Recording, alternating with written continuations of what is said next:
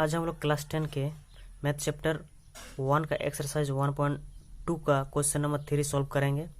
Question number 3 कह रहा है कि अभाज्य गुणनखंड विधि द्वारा निम्नलिखित पूर्णांकों का एचसीएफ और एलसीएम ज्ञात करना है।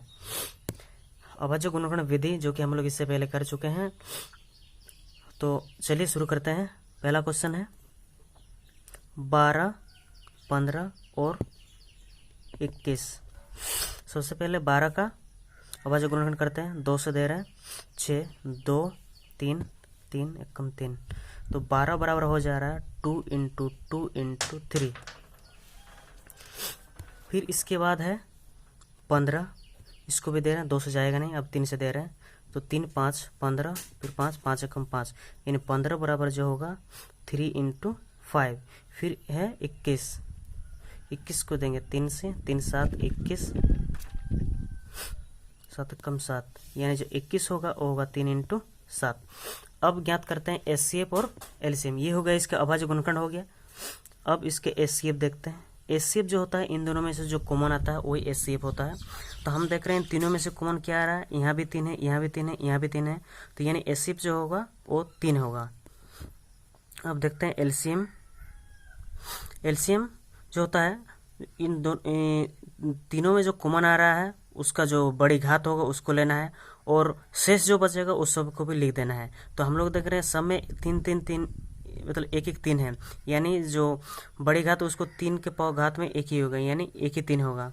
और उसके बाद क्या क्या शेष बच रहा है, तो शेष बच रहा है हम लोग देख रहे हैं यहाँ 2, 2 है, तो 2, 2 लिख दिए। फिर यहाँ 5 बच रहा है तो उसको भी लिख दिए। उसके बाद यहाँ 7 बच रहा है उसको भी लिख दिए। अब इसको गुना कर रहे हैं, 4, 4, 5, 20, मतलब 420। तो ये हो गया इसका एलसीएम यानी लस, और इसका एचसीएफ जो है वो 3 हो गया, जो 900 है। अब आते हैं क्वेश्चन नंबर 2 पर। क्वेश्चन नंबर 2 है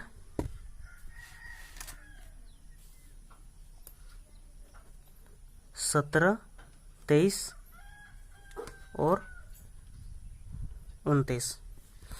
तो 17 का अभाज्य गुणनखंड करते हैं, तो ये तो जाएगा नहीं, फिर 17 से देते हैं, 17 कम 17, यानी 17 का हम लोग लिख सकते हैं 17 इंटू 1, यानी एक्चुअली में इसको 1 अभाज्य संख्या नहीं है, लेकिन यहाँ 17 एक ही है इसीलिए इसको 1 लिख दे रहे हैं।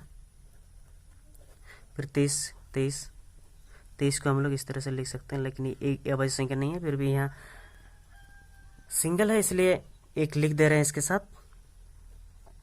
29, इसको 17 भी लिख सकते हैं, इसको 23 भी लिख सकते हैं।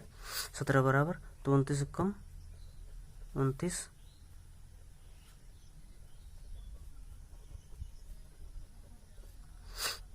तो अब इसका एचसीएफ ज्ञात करते हैं।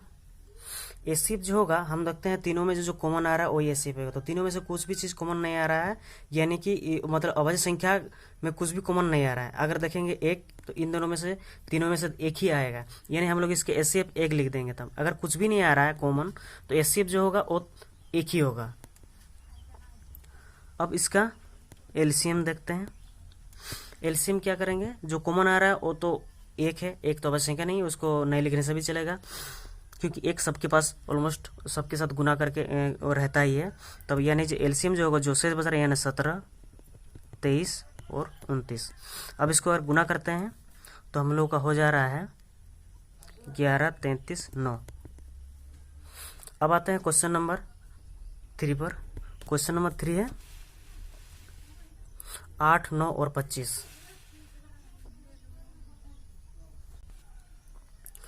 क्वेश्चन नंबर 3 है 8, 9 और 25। तो 8 का अभाज्य गुणनखंड करते हैं, तो 2 से 4, फिर 2 से 2, फिर 2 से कम, तो 8 बराबर जो होगा 2 इंटू 2 इंटू 2, एक को नहीं लिख रहे हैं, फिर 9।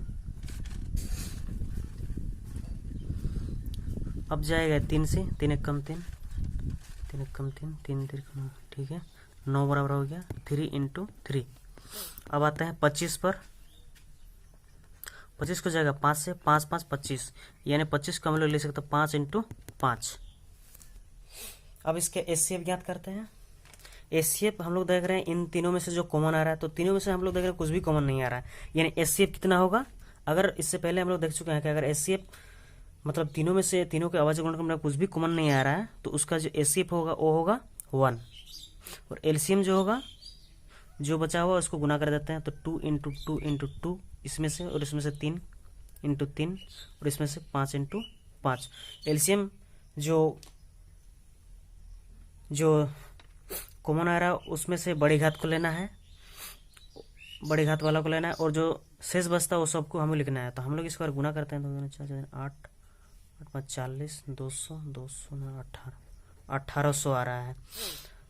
तो ये हो गया क्वेश्चन नंबर 3, इसके एलसीएम 1800 हो गया है।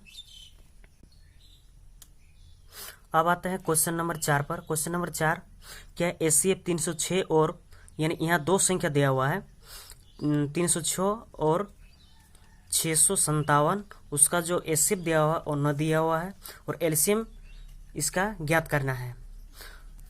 तो हम लोग जानते हैं, चलिए इसको सॉल्व करते हैं। हम लोग जानते हैं कि यानी सबसे पहले लिख देते क्या दिया हुआ है। एचसीएफ जो दिया हुआ 306 और 657 का 9 दिया हुआ है, तो एलसीएम हम लोगों को इसका ज्ञात करना है। हम लोग इससे पहले जानते हैं कि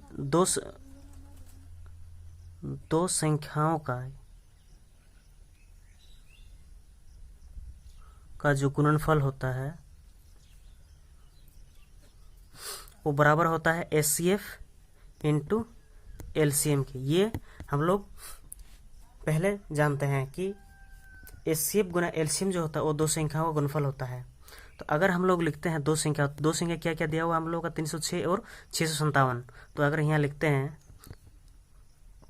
306 गुना 657 बराबर एचसीएफ कितना दिया हुआ है, एचसीएफ 9 दिया हुआ है, और एलसीएम यहाँ दिया हुआ है, एलसीएम दिया हुआ नहीं है, एलसीएम हम लोग यहाँ ज्ञात करना है। तो इसी चीज़ को अगर हम लोग इस तरह से लिखते हैं, एलसीएम बराबर 306 इंटू 657, इस तरह से हम लोग लिख सकते हैं।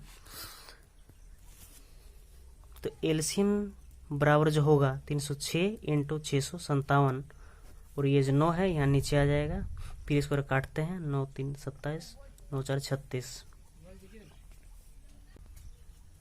तो अब बच रहा है 334 और 657, इसका जो एलसीएम होगा अगर इसको गुना करते हैं तो आएगा 22 33 8।